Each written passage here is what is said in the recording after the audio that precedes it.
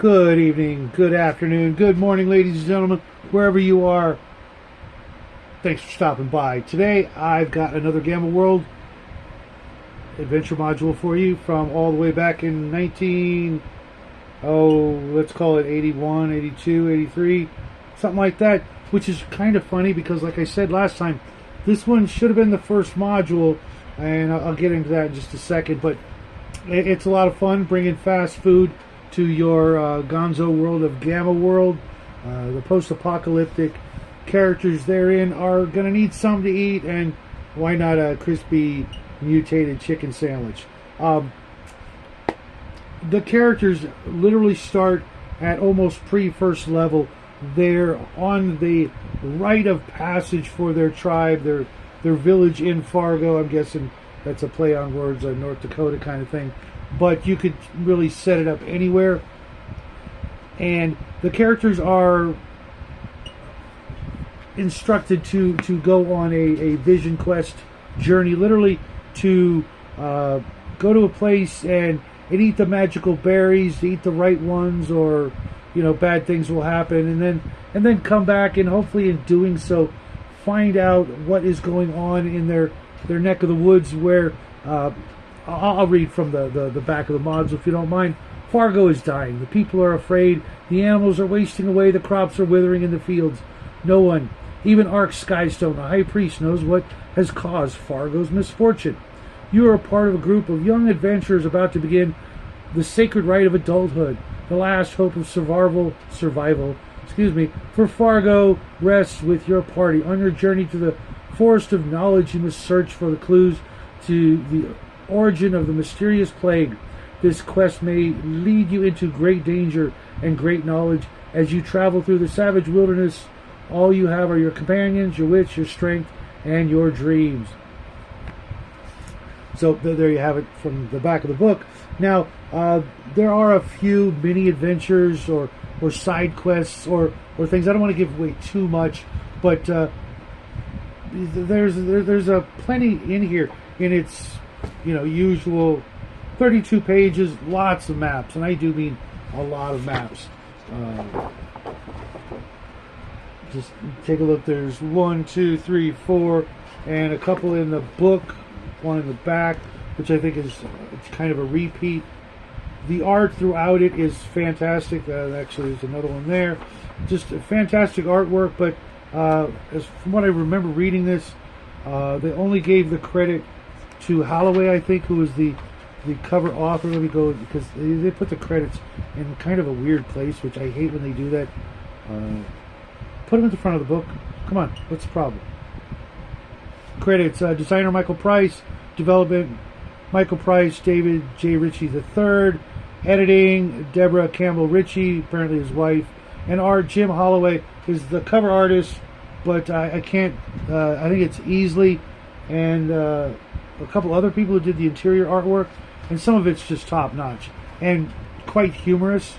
The giant chicken on the front cover is creepy and sad looking, where on the back you got this big old burly looking chicken. Looks like he's seen a thing or two and knows a thing or two about a thing or two, and that's part of the fun is the giant mutant chickens that are toward the end of the scenario when you go into a chicken processing plant that's been overrun by giant mutated chickens. Come on, who doesn't want to be part of that, right? It's really just everything that was Gamma World, gonzo, goofy, great, all wrapped up into one post-apocalyptic nightmare, fever dream. That's up to you guys to decide, but I really enjoyed this one. But I think if you're going to run this, and if you're going to run the modules, run this one first. Let your characters start out as the 16-year-old kids off to save their village, and sort of sacrificial lambs. Let them go figure it out while we old folks stay at home, and let the young characters go out and succeed or fail. And if they do succeed, then off to G1 Legion of Gold, where they're a little tougher, maybe second, third level, depending on how well they do here. And then go on to the rest of the adventure modules that I'll be reviewing next week. To be honest, I might do one of them or two of them out of order because I'm waiting for them to arrive. I don't want to do PDFs, but if it becomes problematic, I will just go over the PDFs, and you guys can compete with me on eBay trying to pick them up at the cheapest price. But I'm not going to buy the reprints, even though they're cheaper and they're newer and they will last longer and they're probably even made better. I just want the old ones because, to be honest, they do go up in value, and I'm a collector, so there's that. And I'm only going to use them to read through them and review them for you guys. Then I'm going to file them away, and then Jackie can sell them when I, pass on, or when he needs the money, or maybe he'll hang on to them and run them himself for his friends, in college or something like that. But they're all available on PDF for free through Scribd and a couple other places. Don't pay good money for PDFs. Sorry, but you want to pay for something that you can have.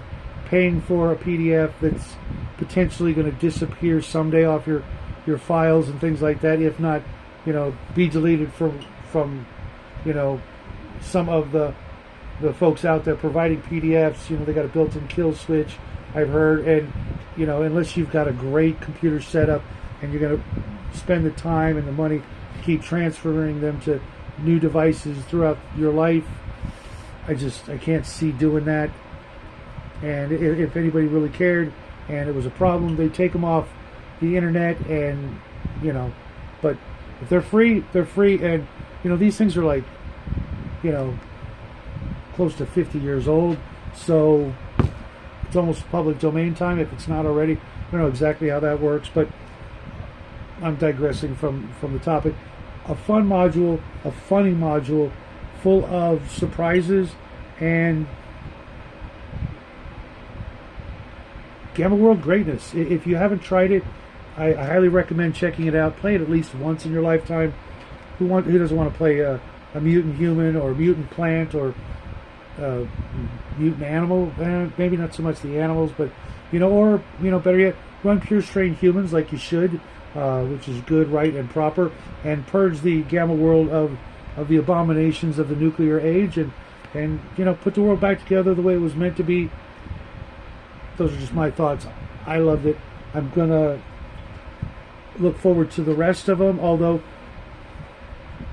Gamma World 2nd edition was my favorite and I think the best, but a lot of the modules that came out were for later editions. But I'm certain great GMs like you guys out there would have no trouble fixing them, making them fit whatever edition of Gamma World you're going to run. But that's what I got for you today. I'll be back tomorrow night with the apocalyptic discussion for the Sci-Fi Shadow Chat, and I will be back Monday with either a review of the next module, the GM screen, or if I can find them and dig them out, the original Gamma World miniatures from Grenadier Models. I've got both box sets, and I think another box set that was the Star Frontiers Gamma World mixture of robots. Maybe I'll break that out and show it to you guys, just so you can go, ooh, I didn't even know that was a thing. And that's what I'll have for you over the course of the next week and a half or so. But until then, folks, have a great weekend. Get some gaming in. Enjoy the weather. Like I said yesterday, it's looking beautiful outside. And I will see you guys tomorrow night. And until then, happy trails.